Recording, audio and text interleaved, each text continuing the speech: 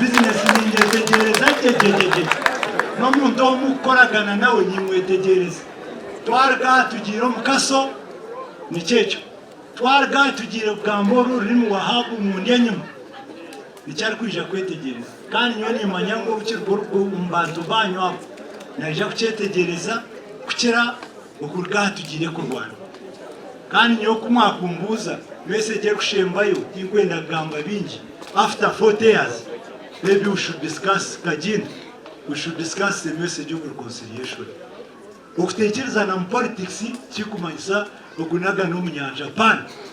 We should preach the message of reconciliation. Mwebale bantu muntu basasa mwebale mutusasa okutebi into politics so makagwa geka yanyu mukagawa mudani mu LC kungobu ibintu kuba ambenzi kwa gajire mwebyondo muteko gabayura nicyo nakora munsasire mukama muhereze icyumuro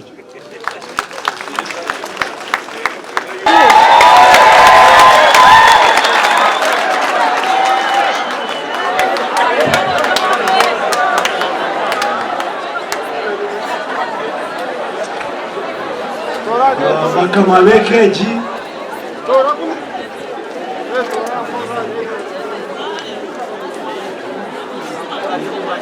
hanya umurebe yanjye bikana bayamba kukira mwana nkahuri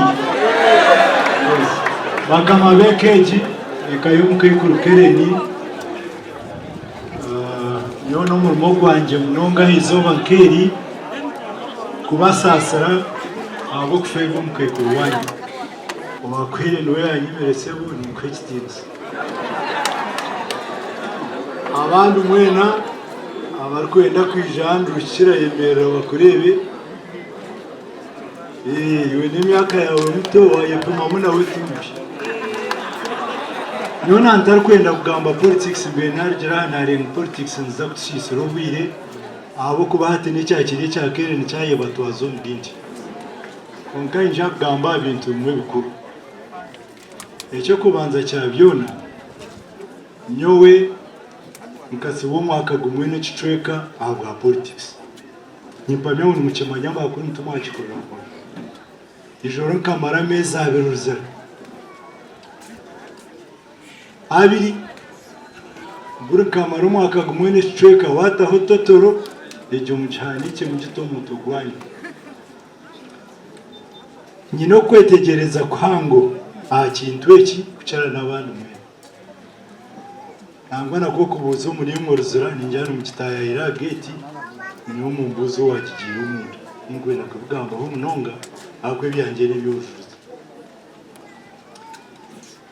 bana batu mukunda bari izoba ibyo mbirije mu tutazama cyo cyandete ikintu kwenda kubahura niyo kunagiro ebintu ebi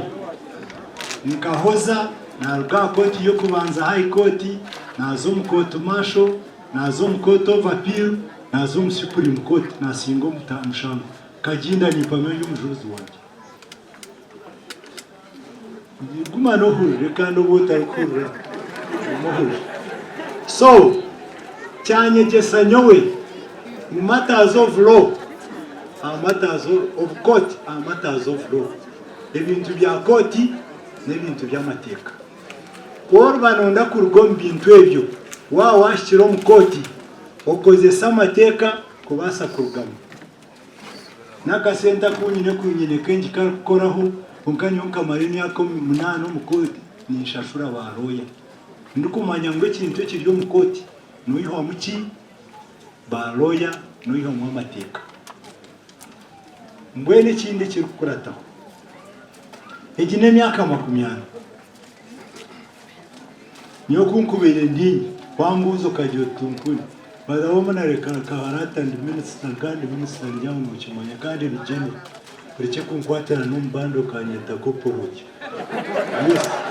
ko general tunkunde former minister chief of military intelligence chief of military security tikakunsera sera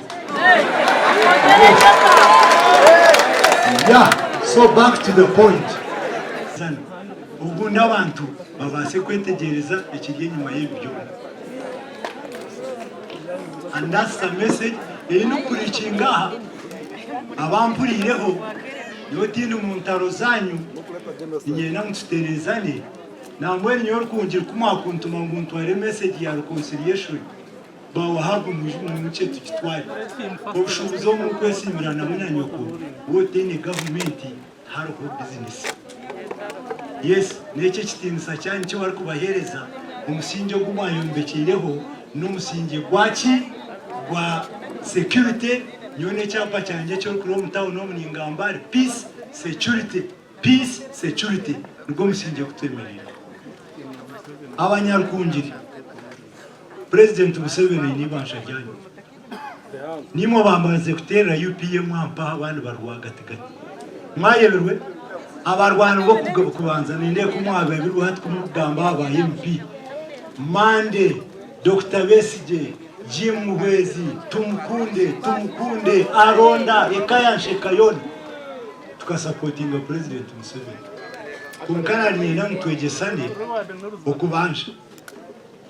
nambwe nuko mbero nkebi ubutuyinebe bimwe kugambe bigana basasa na burenga rozani nyina mutwegese history yitu beniyo twatomisho ga President Museveni tumje tunitugire kiwatushasho ikitusasize niki obisinje butine rutaro butine ki business ninje tegereza jejeje n'omuntu omukoragana nawe nyimwetegereza twarga tugire mukaso nicecho twarga tugire bwamboro ruri wahabu munyenyuma nicyari kwija kwetegereza kandi nyoni manyango ukirwo umbantu banyu naje kucetegereza kukira ukurga tugire kurwana kandi nyo kumwakumbuza message kushembayo inkwenda gamba bingi after 40 years maybe we should discuss kajini we should discuss the message of reconciliation ukutekereza na politics kikumanyisa okunaga no munyanja pan we should preach the message of reconciliation mwebale bantu muntu basasa mwebale mutusasa ukute ibintu politics so makagweka yanyu mukagawa mudani no mu LC kungobu ibintu kuba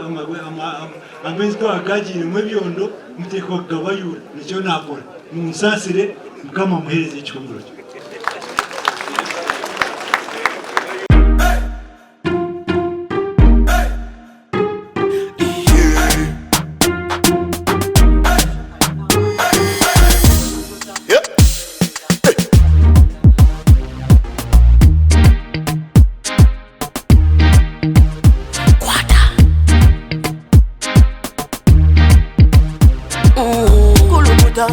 Selecta,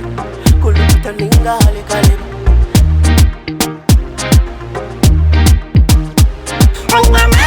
Nina mani, noza kuchiriza ngo nina mani. Nina mani, noza kukakasa ngo nina mani.